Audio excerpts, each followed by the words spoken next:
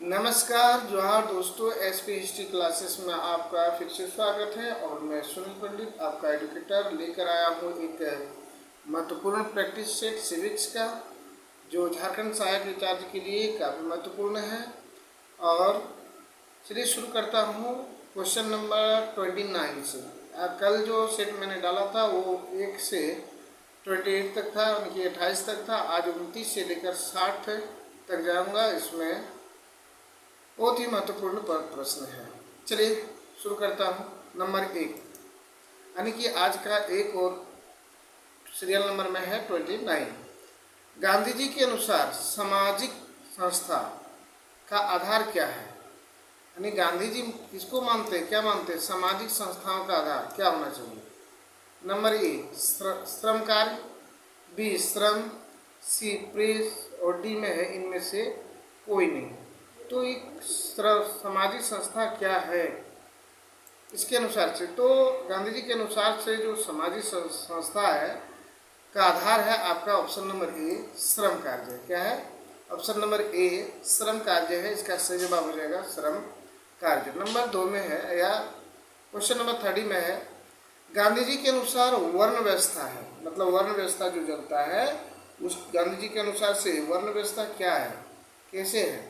Number 1 Gandhi ji के अनुसार, इसमें ए नंबर में है जाति पर आधारित व्यवस्था है, बी में है कर्तव्य और दायित्व के अनुसार व्यवस्था है, सी में है विशेष सुविधा देने की व्यवस्था है और डी में है इनमें से कोई नहीं। तो ये 4 ऑप्शन में से कौन सा आंसर जो है इसका सही हो जाएगा?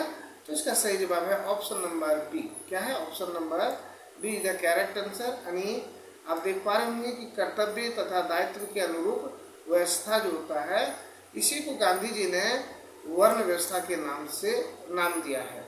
नेक्स्ट क्वेश्चन है क्वेश्चन नंबर 31। कहता है गांधी जी के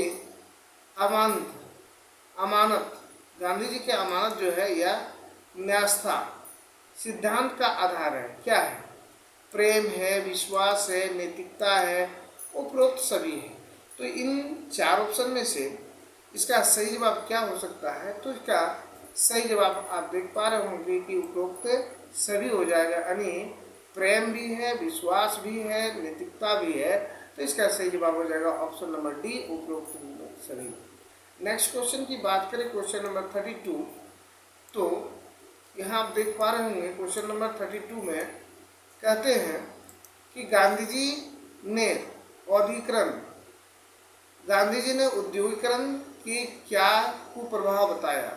यानी उद्योगीकरण जब होने लगा तो गांधी जी ने इसका कुप्रभाव बताया था कि इसका बुरा प्रभाव पड़ेगा। तो क्या क्या कुप्रभाव बताया है? नंबर ए में श्रमिक या पूंजीवाद के बीच से शाश्वत अविश्वास हो जाएगा। नंबर बी में है मशीन को स्थापित कर बेरोजगारों को प्रोत्साहन है।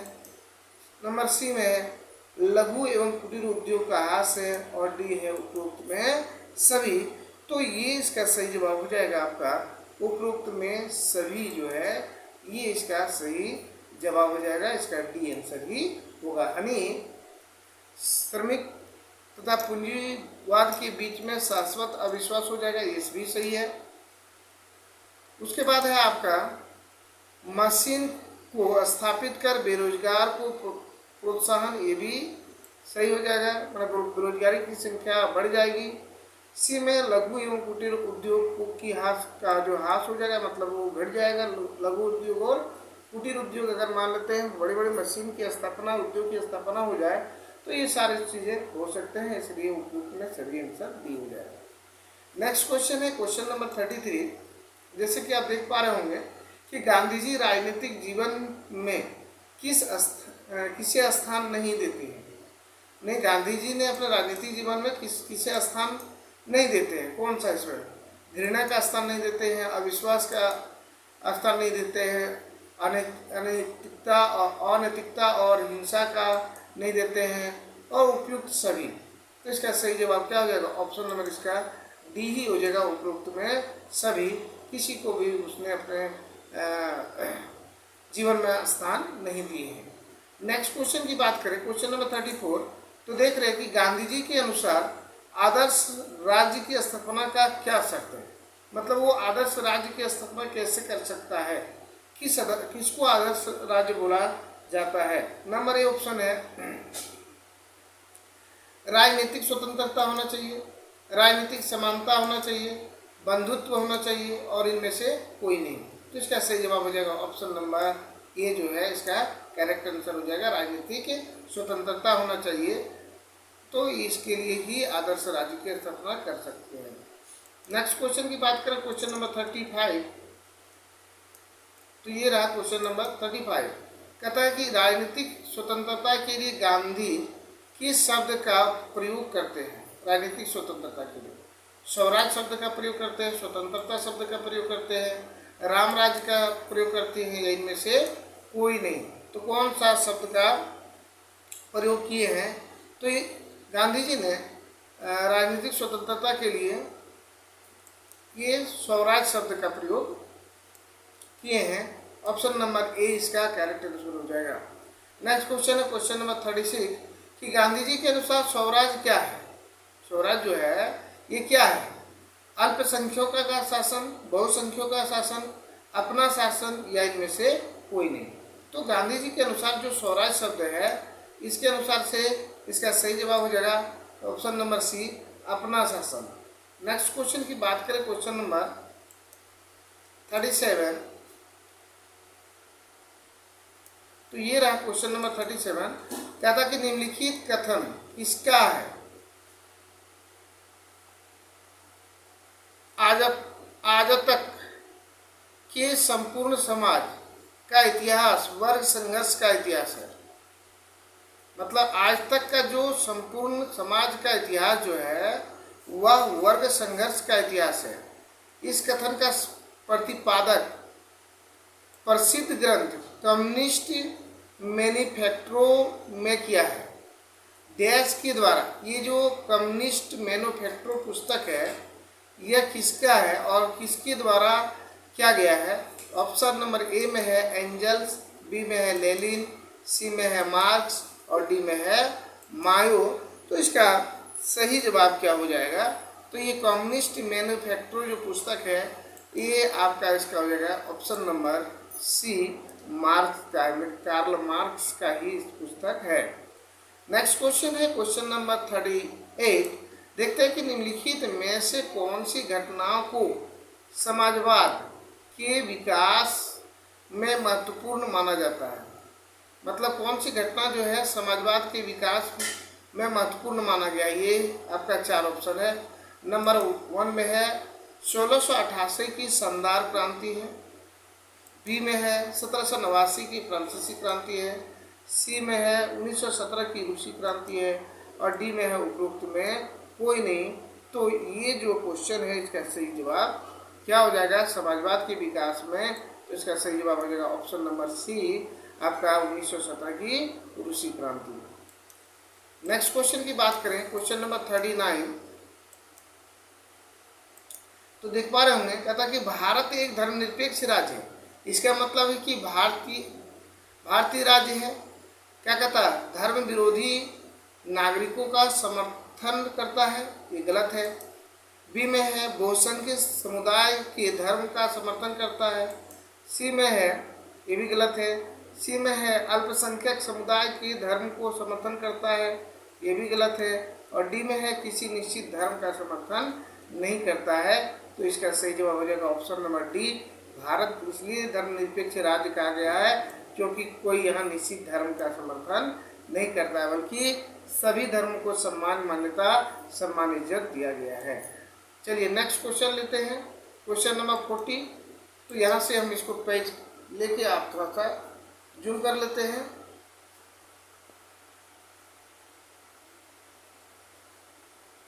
ये रहा क्वेश्चन नंबर 40। कहता है कि भारतीय संविधान की प्रस्तावना में भारत को किस रूप में घोषित किया गया है।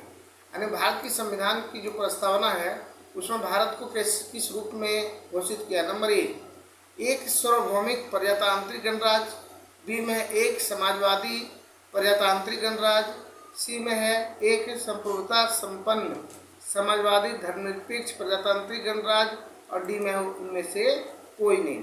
तो इसका जो सही जवाब हो जाएगा इसका सही जवाब हो जाएगा ऑप्शन नंबर, आप देख पा रहे होंगे, सी जो है इसका सही जवाब हो जाएगा। ये जो है इसका सही जवाब है। मतलब इसे एक संप्रभुता संपन्न समाजवादी धर्मनिरपेक्ष प्रजातांत्रिक गणराज्य के रूप में घोषित किया गया। नेक्स्ट क्वेश्चन है क्वेश्चन नंबर 41 कि भारत को एक गणराज्य मुख्य रूप से माना जाता है क्योंकि यहाँ राष्ट्राध्यक्ष का चुनाव होता है। इसी 15 अगस्त 1947 को आज़ादी मिली। इसका अपना लिखित संविधान है और इसकी सरकार संसदीय प्रणाली के अनुसार है। तो ये जो 41 का आंसर है, तो इसका सही जवाब क्या हो जाएगा? क्योंकि यहाँ राज्य का जो अध्यक्ष होता है उसका चुनाव होता है। बाद बाकी सही सब है, लेकिन इसके अनुसार से आंसर क्या हो जाएगा? Option number A. Next question की बात करें, क्वेश्चन नंबर 42, तो ये रहा। देखिए, कहता कि भारतीय संविधान की प्रस्तावनाओं के सिलसिले में निम्नलिखित में से कौन सा क्रम सही है? यानी भारतीय संविधान की जो प्रस्तावना है उसमें से ये सही क्रम आपको बताना है कि कौन सा क्रम इसका सही है। तो यहाँ देखिए, पहला है कि गणतंत्र, जनतंत्र, धर्मनिरपेक्ष, समाजवादी, सार्वभौमिक नहीं, ये तो गलत हो गया, ये सही क्रम नहीं है। दूसरा बी में सार्वभौमिक सत्ता संपन्न, ये भी नहीं है, ये भी गलत है, यानी कि समाजवादी, जनतंत्र, धर्मनिरपेक्ष गणराज्य, ये गलत है। सी में सार्वभौमिक सत्ता संपन्न, जनवादी, धर्मनिरपेक्ष, समाजवादी, गणतंत्र, ये भी गलत है। तो यहाँ देखते हैं सार्वभौमिक सत्ता संपन्न, समाजवादी, धर्मनिरपेक्ष, जनवादी, गणराज्य, ये इसका आपका अब सही जवाब हो जाएगा ऑप्शन नंबर डी। क्या हो जाएगा? ऑप्शन नंबर डी जो है इसका सही जवाब हो जाएगा। नेक्स्ट क्वेश्चन की बात करें, क्वेश्चन नंबर 33, तो जैसे आप देख पा रहे होंगे, शब्द धर्मनिरपेक्ष भारत के संविधान की प्रस्तावना में जोड़ा गया था, इसके विषय में निम्नलिखित कथन में से कौन सी सही है? ये जो धर्मनिरपेक्ष शब्द जोड़ा गया है, इसके विषय में आपको 4 कथन दिया गया है। तो चारों में से कौन कौन सा कथन जो है वह सही नजर आएगा? ठीक है, तो यहाँ आप देख पा रहे होंगे कि नंबर ए में दिया है, यह वर्ष 1976 में जोड़ा गया, एकदम करेक्ट है, ये जो है एकदम करेक्ट है।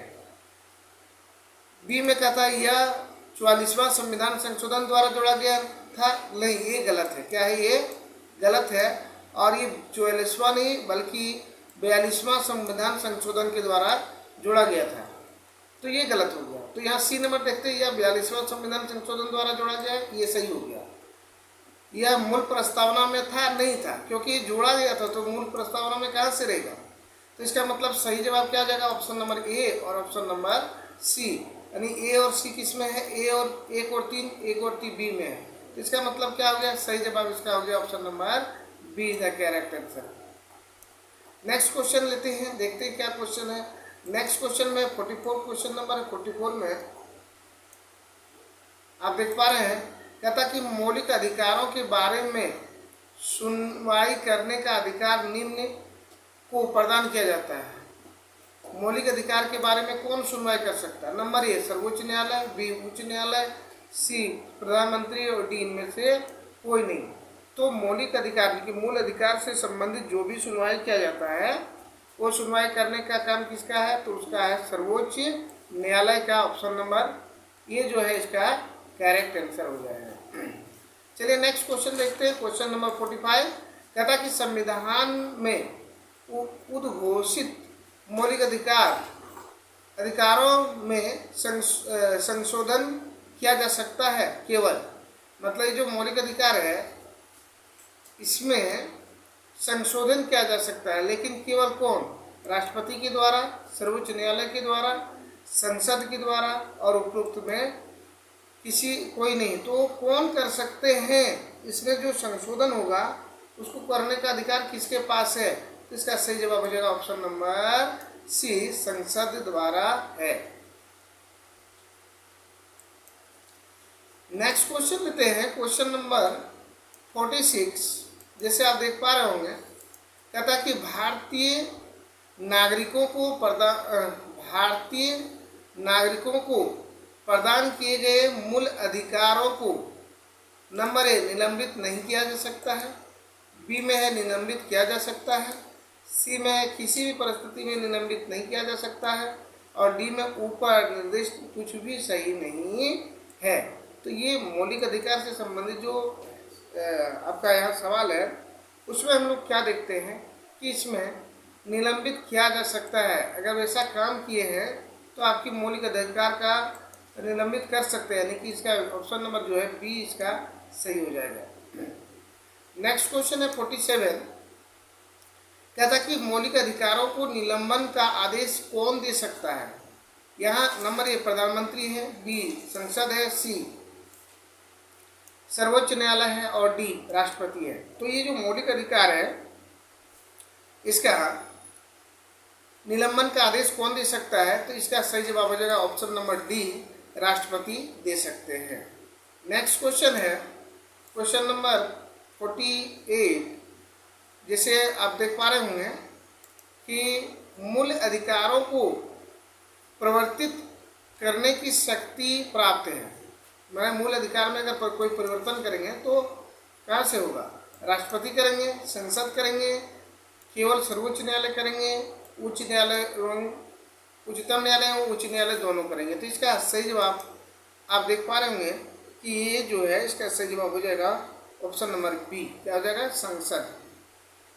कौन करेंगे इसका, संसद करेंगे, नहीं कि ऑप्शन नंबर बी जो है इसका करेक्ट आंसर। नेक्स्ट क्वेश्चन की बात करें तो क्वेश्चन के लिए हम पेज चेंज करेंगे और फिर से इसका थोड़ा सा जूम करना है। जूम करने के बाद फिर क्वेश्चन पे आता हूँ।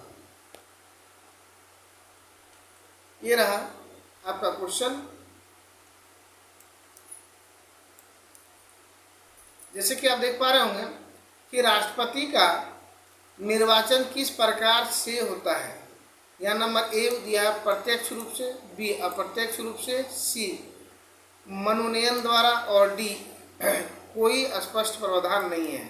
इसका सही जवाब आप जानते होंगे, तो इसका सही जवाब हो जाएगा ऑप्शन नंबर बी अप्रत्यक्ष रूप से किया जाता है। नेक्स्ट है 50। कहता कि राष्ट्रपति पद की निर्वाचन हेतु कौन सी पद्धति अपनाई जाती है। राष्ट्रपति की पद के लिए निर्वाचन हेतु कौन सी पद्धति जो है वह अपनाई जाती है। नंबर ए आप देख पा रहे होंगे सूची पद्धति, बी संचेती मत पद्धति, सी सापेक्ष बहुमत पद्धति और डी समानुपातिक प्रतिनिधित्व एवं एकल संक्रमणीय मत पद्धति। तो इसका सही जवाब हो जाएगा option number D. Next question है क्वेश्चन नंबर 51। कहते हैं कि किस अनुच्छेद के तहत राष्ट्रपति अपने पद ग्रहण करने की तिथि से 5 वर्ष की अवधि तक अपने पद पर बना रहता है। मतलब अनुच्छेद है कि जो जब राष्ट्रपति जो है वह पद ग्रहण करता है तब से 5 वर्ष तक अपने पद पर बना रहेगा। ये किस अनुच्छेद में आपको दिया गया है। तो इसका सही जवाब आप देख पा रहे हैं यहाँ 4 अनुच्छेद है। ऑप्शन नंबर ए में है अनुच्छेद 54, बी में है अनुच्छेद 56, सी में अनुच्छेद 57 और डी में अनुच्छेद 58। तो इसका सही जवाब हो जाएगा अनुच्छेद 56 में ऐसा प्रावधान है। नेक्स्ट क्वेश्चन है क्वेश्चन नंबर 52। मुख्य न्यायाधीश की अनुपस्थिति में राष्ट्रपति किसके समक्ष शपथ लेता है। अगर मान लेते हैं, कहने का मतलब है कि राष्ट्रपति जो शपथ ग्रहण करते हैं वह करते हैं मुख्य न्यायाधीश के समक्ष। लेकिन मान लेते हैं जब राष्ट्रपति शपथ ग्रहण कर रहे हैं उस वक्त मुख्य न्यायाधीश नहीं है, तो राष्ट्रपति किसके समक्ष जो है वह अपना शपथ ग्रहण करेंगे। तो यहाँ 4 ऑप्शन दिख रहा होगा। ऑप्शन नंबर 1 है उपराष्ट्रपति के सामने, दूसरा है महान्यायवादी के समक्ष है, तीसरा है लोकसभा अध्यक्ष के समक्ष है और चौथा है सर्वोच्च न्यायालय के वरिष्ठ न्यायाधीश के समक्ष। तो इसका सही जवाब हो जाएगा ऑप्शन नंबर डी सर्वोच्च न्यायालय के वरिष्ठ न्यायाधीश के समक्ष जो है वह शपथ ग्रहण करेंगे। नेक्स्ट क्वेश्चन है क्वेश्चन नंबर 53। कहता है यदि राष्ट्रपति और उपराष्ट्रपति दोनों देश से बाहर रहे तो उस स्थिति में उसके कार्यभार को कौन ग्रहण करेंगे। मतलब मान लेते हैं कि पहला है कि अगर राष्ट्रपति देश से बाहर है तो उसका कार्यभार संभालेंगे कौन, उपराष्ट्रपति। लेकिन अगर उपराष्ट्रपति और राष्ट्रपति दोनों देश से बाहर है, कि विदेश गए हैं, तो इसका कार्यभार उस समय कौन देखेंगे।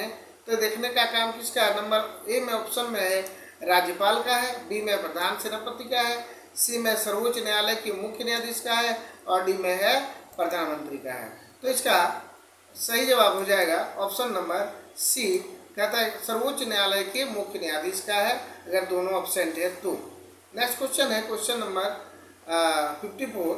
राज्यसभा में सदस्यों का निर्वाचन होता है। राज्यसभा जो है उसके सदस्य का निर्वाचन कैसे किया जाता है। नंबर एक में है, ए में है संचयी मत पद्धति द्वारा, बी में है सापेक्ष मत पद्धति द्वारा, सी में है सूची पद्धति द्वारा और डी में है अनुपातिक प्रतिनिधित्व के अनुसार एकल संक्रमणीय मत पद्धति द्वारा। तो इसका सही जवाब हो जाएगा ऑप्शन नंबर डी। क्या हो जाएगा, option number D. Next question की बात करें, क्वेश्चन नंबर 55। ये रहा क्वेश्चन नंबर 55। कहता है कि राज्यसभा में राज्यों का प्रतिनिधित्व किस बात पर निर्भर करता है।